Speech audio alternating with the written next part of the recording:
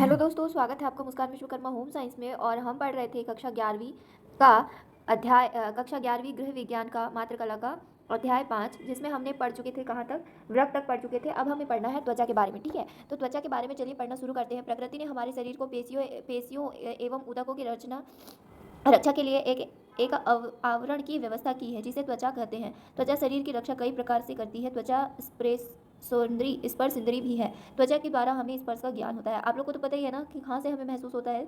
जब कोई हमें छूता है तो हमें त्वचा से महसूस होता है। त्वचा के सभी कार्यों में महत्वपूर्ण कार्य विजातीय पदार्थों का शरीर से बाहर निकालना है। ठीक है, क्या काम होता है त्वचा से?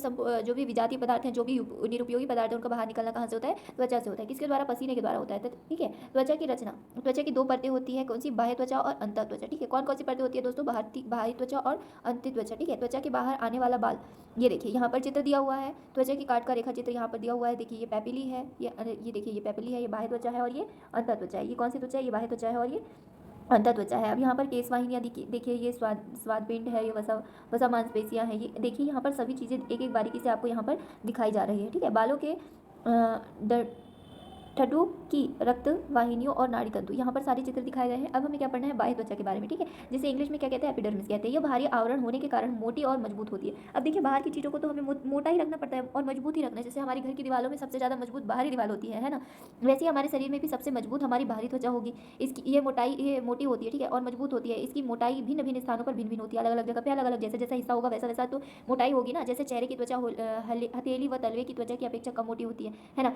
ये कोशिकाओं की बहुत सी परतों से बनी होती है।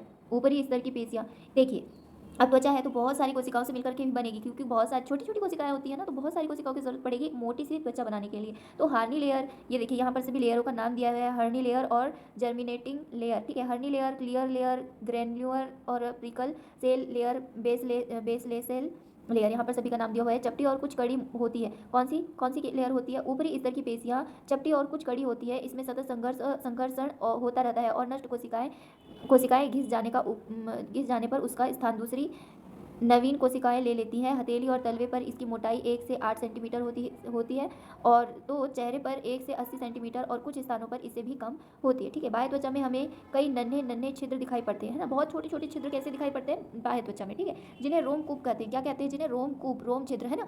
इसका संबंध श्वेत ग्रंथि से होता है, क्योंकि यहाँ से पसीना निकलता है। ठीक है, बाह्य त्वचा में नाड़ी तंतु और रक्त प्रदाय नहीं के बराबर होते हैं। ठीक है, बाहरी त्वचा में जो नाड़ी तंतु होते हैं वो नहीं के प्रदाय होते हैं, मतलब नहीं के समान होते हैं। रक्त प्रदाय भी नहीं के समान होते हैं। कई बार थोड़ा सा हमारी स्किन छिल जाती है तो देखते हो ना, वहाँ पर खून नहीं आता है। वहाँ क्या आता है? वहाँ पे ऊपर जो बीच की स्किन होती है वो आती है। यह कारण है कि जिससे त्वचा में फांस घुस जाने पर या सुई से कुरेदने पर रक्त नहीं निकलता है, न ही दर्द का आभास होता है। रक्त प्रदाय नहीं होने के कारण कोशिकाओं का पोषण लसिका द्वारा और बाह्य त्वचा का केवल भौतिक क्या है ये?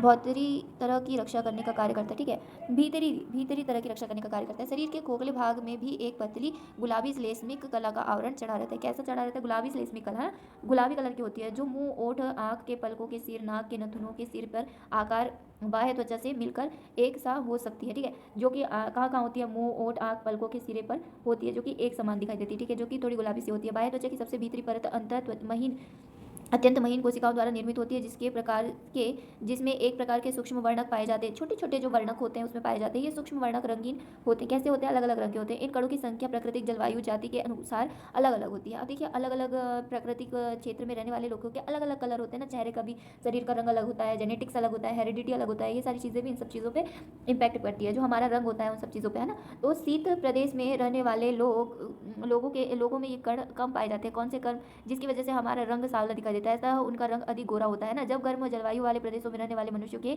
जबकि देखो, गर्म जलवायु में रहने वाले मनुष्यों में ये कण अधिक पाए जाने के कारण उनका रंग काला दिखाई देता है। ठीक है, ये देखिए यहाँ पर ये स्पर्श का ज्ञान कराएगी, ये दाब का ज्ञान कराएगी, ये संतुलन बनाएगी, ये ताप नियंत्रित करेगी, ये ठंड नियंत्रित करेगी, ये पीड़ा का आभास करवाएगी। इस तरीके से कुछ विशिष्ट तत्व ग्रहण ग्राही संवेदनांग ये हैं, ये सब संवेदन का हमें कार्य कराती है। इसीलिए जो हमारी त्वचा का जो चित्र है ये बहुत मतलब बहुत ऊट पटांग विचित्र सा, इसलिए इसमें बहुत सारी कलाकृति इसलिए दिख रही है क्योंकि ये सारी चीज़ें इसमें मिलजुल करके हमें आभास कराती है कि मतलब हमारी सारी क्रियाएं, जो हमारी संवेदनाएं हैं, इन सभी अंगों के द्वारा होता है। ठीक है, अंतः त्वचा, यह बाह्य त्वचा के भीतर की ओर होती है। इसमें फैब्रिस इलेक्ट्रिक टिश्यूज, केस वाहिनियाँ, रक्त वाहिनियाँ, नाड़ी तंतु एवं श्वेत ग्रंथि, स्वेट ग्लैंड। श्वेत ग्रंथि मतलब जहाँ पर से पसीना निकलता है, ठीक है। बालों की जड़ें और कुछ स्नायु तंतु होते हैं, ठीक है। ये कौन सा है? अंतः त्वचा है। इसमें बाह्य त्वचा की मोटाई के अनुसार अंतः त्वचा का ऊपरी भाग भी स्पर्शकृत होता है, ठीक है, सर्पाकृत होता है। इसे उठे हुए भाग को पैपिली कहते हैं। क्या कहते हैं? पैपिली कहते हैं। जो उठा हुआ भाग होता है, जीभ में भी जो उठे उठे दाने दाने से होते हैं उसे भी पैपिली कहते हैं, ठीक है। इसमें केस वाहिनियाँ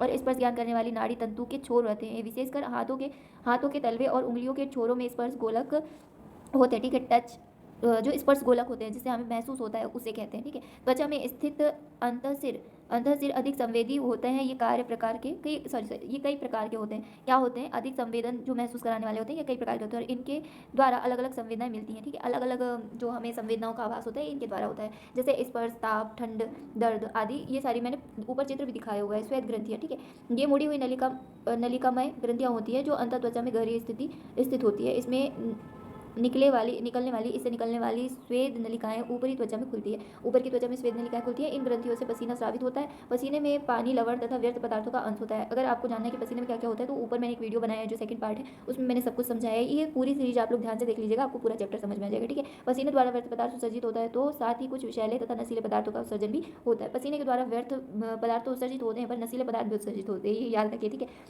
पसीना निकलने का सबसे बड़ा महत्व यह है कि शरीर के तापक्रम को कम बनाए रखता है। पसीना अम्लीय होता है और इसीलिए इसका स्वाद खट्टा होता है। जब वातावरण उष्ण होता है तो स्वेद नलिकाएं फैलती है, वह ज़्यादा पसीना निर्मित होकर ऊपरी त्वचा पर आता है। इसी प्रकार जब बाहरी तापक्रम कम होता है तो ये स्वेद नलिकाएं सिकुड़कर कम पसीना स्रावित करती हैं। इस प्रकार पसीने की मात्रा बाहरी वातावरण के तापक्रम पर निर्भर करती है। यदि पसीना को बिना पोछे बहने दिया जाए तो स्वेद नलिकाओं में के छिद्र बंद हो जाएंगे। इसीलिए पसीना जब आता है तो उसे सबसे पहले पोछने के लिए कहा जाता है, ठीक है। वसीय ऊतक, त्वचा के नीचे वसीय ऊतक पाए जाते हैं।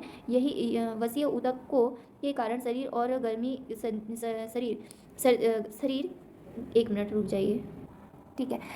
वसीय ऊतकों के कारण शरीर की गर्मी शरीर के अंदर ही रहती है, बाहर नहीं जा पाती और इस प्रकार से शरीर का तापक्रम एक समान बना रहता है, ठीक है। तेल ग्रंथियाँ, ठीक है, ऑयल ग्रंथियाँ हमारे शरीर में सारा कुछ पहले से मिला हुआ है, वो तो हम अलग से बॉडी लोशन और तेल वगैरह लगाते हैं। बाकी हमारे शरीर में तेल ग्रंथि भी होती है। ये ग्रंथियाँ अत्यंत सूक्ष्म होती है। ये अंतर त्वचा में केसों की जड़ों में रहती है। जो हमारे बाल होते हैं ना उसके अंदर की त्वचा में ये जो ग्रंथि होती है ना, तेल ग्रंथि, ये रहती है। इनमें से एक तेल जैसा इसका अंदर स्रावित निकलता है, ठीक है, जो स्रावित होता है, जो केसों के मार्ग से त्वचा पर फैलता है, ठीक है। केसों के मार्ग से मतलब बालों के रास्ते से त्वचा में फैला रहता है और त्वचा को कोमल एवं चमकदार बनाए रखता है, ठीक है। कोमल और त्वचा को चमकदार बनाने का किसका श्रेय जाता है? इसी का श्रेय जाता है, ठीक है। त्वचा के कार्य, अब त्वचा के कौन कौन से कार्य हैं? स्पर्श, अवशोषण, पसीने का उत्सर्जन, ठीक है। स्पर्श क्या है? त्वचा स्पर्श इंद्रिय है, इसमें विभिन्न संवेदनाओं का ज्ञान होता है ना। हमें कोई छूता है तो हमें महसूस होता है, दबाता है तो महसूस होता है। तो अलग अलग जो हमारे ग्रंथियाँ हैं ये हमारे अलग अलग काम को अंजाम देती है, मतलब महसूस कराती है हमें, ठीक है। अवशोषण मतलब क्या है? किसी भी चीज़, जैसे हम तेल लगाते हैं, कुछ भी लगाते हैं तो उसको क्या कर लेता है? सोख लेता है। जैसे हम पानी में कपड़े को डालते हैं तो कपड़ा को पानी कैसे सोख, मतलब कपड़े पानी को कैसे सोख लेता है ना, उसी तरीके से हमारी त्वचा है। ऊपरी त्वचा पर दवाई या तेल इत्यादि लगाए जाने पर इसे त्वचा अवशोषित कर लेती है, ठीक है। पसीने का उत्सर्जन, पसीने को बाहर निकालती है, ये उत्सर्जी अंग भी है ना, तो पसीने के रूप में विषैले व व्यर्थ पदार्थ को त्वचा उत्सर्जन कर देती है, ठीक है। शरीर का तापक्रम सामान्य बनाए रखना सबसे मेन काम, ठीक है। ज़्यादा गर्मी हो जाने से पसीना निर्मित कर व ठंडे में कम पसीना निर्मित कर शरीर का तापक्रम सामान्य बनाए रखने में सहायता होती है, ठीक है। संरक्षण क्या है? शरीर के भीतरी नाजुक अंगों की त्वचा संरक्षित करती है ना। जैसे हम कपड़े पहनते हैं तो कपड़े पहनने से क्या होता है? हमारा शरीर संरक्षित रहता है। वैसे हमारी त्वचा क्या करती है? अंदर के जो अंग हैं उनको संरक्षित करने का काम त्वचा करती है। विटामिन डी तैयार करना, सूर्य, आप लोग को तो पता ही है सूर्य के प्रकाश से कौन सा विटामिन मिलता है? विटामिन डी मिलता है, ठीक है। अब उसको ऐसे ही नहीं मिल जाता, वो भी जैसे हमको सब्जियों से विटामिन लेना है तो सबसे पहले उसको हमको खाना पड़ेगा, फिर वो बचेगा, फिर उसके बाद उससे हमको क्षुद्रांत, वो भी हमारा अंग सही है तब जाकर के हमको पौष्टिक तत्व प्राप्त होंगे। वैसे ही यहाँ पर सूर्य का प्रकाश पहले हमारी त्वचा में पड़ेगा, फिर उसके बाद में वो वहाँ से फिल्टर होगा, उसके बाद वे हमें सूर्य का प्रकाश प्राप्त होगा, ठीक है। जो हड्डियों व दांतों की मजबूती के लिए आवश्यक है, किस चीज़ के लिए आवश्यक है? हड्डियों और दांतों की मजबूती के लिए आवश्यक है सूर्य का प्रकाश। त्वचा की सुरक्षा एवं स्वास्थ्य, त्वचा की सुरक्षा एवं उसके स्वास्थ्य के लिए उसकी समुचित देखभाल आवश्यक है और उसकी समुचित सफाई रखनी चाहिए। तेल ग्रंथियों की से त्वचा तैलीय होती है, ठीक है, जिससे पर धूल एवं पसीने के कण जमा होकर उसे मैला कर देते हैं, ठीक है। त्वचा में तेल के कण, धूल मिट्टी के कण हो जाएंगे तो क्या होगा? त्वचा मैली हो जाएगी ना। अतः त्वचा की प्रतिदिन सफाई आवश्यक है, इसलिए बोला जाता है कि रोज नहाना बहुत जरूरी है, ठीक है। नहीं तो बहुत सारे रोग हो जाते हैं। शरीर को प्रतिदिन मल कर स्नान करना चाहिए। ठंडे पानी से स्नान शरीर को स्फूर्ति से भर देता है, जबकि सप्ताह में एक बार गर्म पानी से स्नान करने से मैल साफ हो जाता है और थकान भी मिट जाती है, ठीक है। स्नान से पहले त्वचा की हल्की हाथों से मालिश करने से रक्त प्रवाह तीव्र हो जाता है और त्वचा कांतिवान हो जाती है, ठीक है। रक्त प्रवाह तीव्र होने से त्वचा कैसी हो जाती है? चमकदार हो जाती है। स्नान के बाद शरीर को रोएदार तौलिए से रगड़ कर पोंछने से त्वचा में रोमकूप खुल जाते हैं और पसीने की गंदगी और चिकनाई दूर हो जाती है, ठीक है। आजकल स्नान के लिए कई प्रकार के साबुन बाजार में प्रचलित है।